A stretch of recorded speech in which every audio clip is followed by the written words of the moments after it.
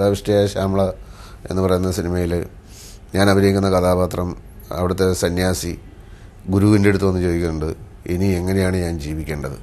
അപ്പോൾ ഗുരു പറയുന്നുണ്ട്, ഈ ചോദ്യം വളരെ നന്നായിരിക്കുന്നു. നിങ്ങൾ ഇവിടെയുള്ള ഈ വീട്ടിൽ താമസിച്ചുകൊണ്ട് അടുത്ത വീട്ടിലെ കൃഷ്ണനോടോ രാമനോടോ ചോദിക്കുകയാണ് ഞാൻ എങ്ങനെയാണ് ജീവിക്കേണ്ടത്. അപ്പം ഗുരു പിന്നെ ഇയാൾക്ക് വേണമെങ്കിൽ കുറേ ഉപദേശങ്ങൾ അവിടെ കൊടുക്കാമായിരുന്നു. അപ്പോൾ ഗുരു ഉപദേശം കൊടുക്കാത്തത് എന്തുകൊണ്ടാണെന്ന് വെച്ചാൽ തിരക്കഥാകാരൻ ഗുരുവിൻ്റെ വായിൽ ഉപദേശങ്ങൾ എഴുതി കൊടുക്കാത്തതുകൊണ്ടാണ്. അത് എഴുതി കൊടുക്കാത്തത് ഞാൻ തന്നെയാണ്.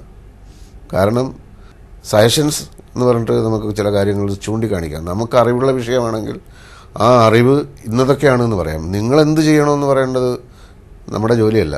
അത് വളരെ വലിയൊരു വിഷയമാണത്. അപ്പം ഏതെങ്കിലും ഒരു ആശയത്തിൻ്റെ പ്രചാരകനാകാൻ ഞാൻ ആഗ്രഹിക്കുന്നില്ല.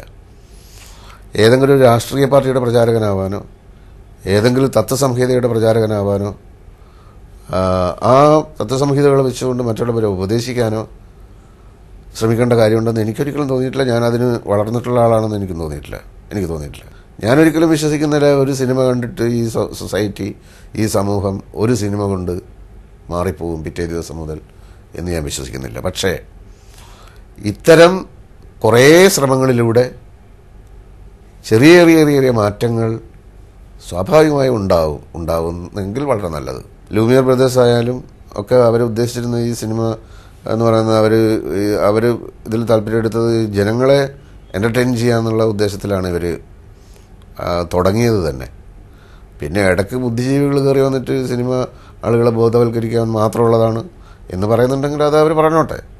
പക്ഷേ ഞാനിപ്പോഴും അടിസ്ഥാനപരമായിട്ട് ആളുകളെ പിന്നെ എൻ്റർടൈൻ ചെയ്യുക എന്ന് പറയുന്ന കാര്യത്തിലാണ് ഞാൻ വിശ്വസിക്കുന്നത്.